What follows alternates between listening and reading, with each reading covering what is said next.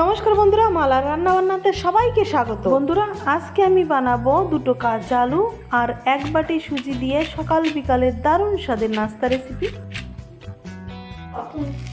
মুসমুসে এই খাবারটি বাড়ির ছোট থেকে বড় সকলেরই কাছে কিন্তু খুব ভালো লাগবে। দুর্দান্ত স্বাদের মুসমুসে এই নাস্তাটি বানানোর জন্য আমি এখানে দুটো আলু গ্রেট করে নিয়েছি, এই যে। আর আমি কিন্তু এইরকম গ্রেটারের সাহায্যে আলু দুটো গ্রেট করে নিয়েছি। এবারে গ্যাসের ফ্লেম অন করে আমি একটা কড়াইতে 2 চামচ তেল দিয়ে দিলাম। তেলটা যখন গরম হয়ে যাবে তখন ছোট চামচের আধা চামচ জিরে দিয়ে দিলাম দুটো কাঁচা লঙ্কা কুচি, সাথে দিলাম এক টুকরো আদা গ্রেট করা।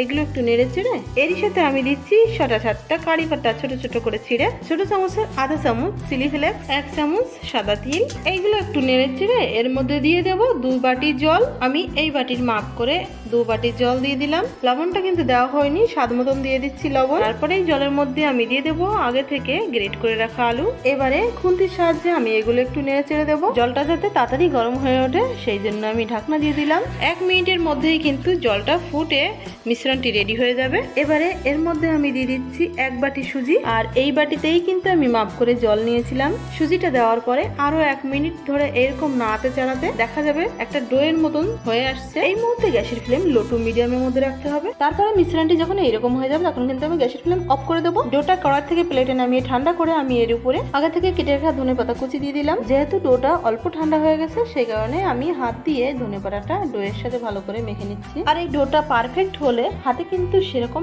চিপকাবে না। আমি সামান্য একটু জল হাতে লাগিয়ে ডো থেকে অল্প একটু অংশ তুলে নিয়ে এরকম প্রথমে হাতের মধ্যে দিয়ে গোল করে নেব। তারপরে অন্য হাতের তালুতে রেখে এরকম হালকা চাপ দিলে এটা কিন্তু একটু চ্যাপটা হয়ে যাবে। তারপরে আঙুলে জল লাগিয়ে মাঝখানে একটা ছিদ্র করে নেব। ঠিক এইরকম ভাবে যদি মনে করেন এই খাবারটি অন্য শেপে বানাবেন সেটাও বানাতে পারেন, কিন্তু এই শেপটা আমার কাছে বেশ ভালোই লাগে, তার জন্য আমি এই শেপে খাবারগুলি সব তৈরি করে নেব। আমি একটা বানিয়ে দেখালাম, ঠিক একইভাবে আমি সবগুলি নাস্তা রেডি করে নেব। আর এই যে বন্ধুরা, আমার কিন্তু এখানে সবগুলো বানানো হয়ে গেছে, আর এগুলো বানাতে কিন্তু খুব বেশি টাইমও লাগলো না। এবারে আমি একটা কড়াইতে কিছুটা পরিমাণ তেল গরম করে নেব।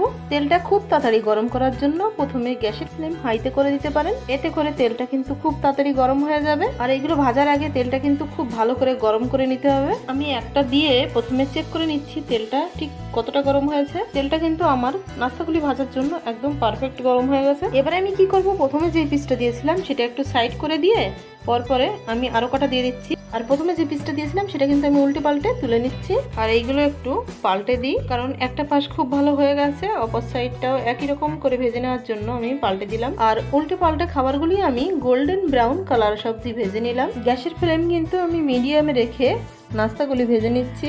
একই রকম ভাবে আমি কিন্তু সবগুলি পিস ভেজে নেব। আর এগুলো ভাজতে কিন্তু আমার খুব বেশি টাইম লাগছে না। বলা চলে এই খাবারটি বানানোর জন্য টোটাল হাতে যদি 8 থেকে 10 মিনিট সময় থাকে তাতে করে কিন্তু খুব ভালোভাবে খাবারটি বানিয়ে নেওয়া যাবে। আর রেসিপিটা যেহেতু কাঁচা আলু আর সুজি দিয়ে তৈরি, উপকরণগুলি আমাদের সকলের বাড়িতে প্রায় সব সময় উপস্থিত থাকে, সেই কারণে যখন মন চায় তখন কিন্তু রেসিপিটি বানিয়ে প্রিয় মানুষগুলোকে নিয়ে খাবারটির স্বাদ নিতে পারেন। আর এটা খেতে এতই দুর্দান্ত লাগে যে খাবে সেই কিন্তু আপনার প্রশংসায় একদম আত্মহারা হয়ে যাবে। যাই হোক বন্ধুরা, ভিডিওটি আর বেশি বড় করবো না। এইরকম আরো দুর্দান্ত স্বাদের রেসিপি ভিডিও দেখার জন্য মালা রান্না বান্নাকে সাবস্ক্রাইব করতে একদমই ভুলবেন না। পাশে থাকা বেল আইকন ঘন্টিটা টাচ করে রাখবেন, তাতে করে আমার ছাড়া রেসিপি ভিডিও সবার আগে আপনি দেখতে পারেন। এরকম ভাবেই আমার সাথে থাকবেন। খুব ভালো থাকবেন, সুস্থ থাকবেন।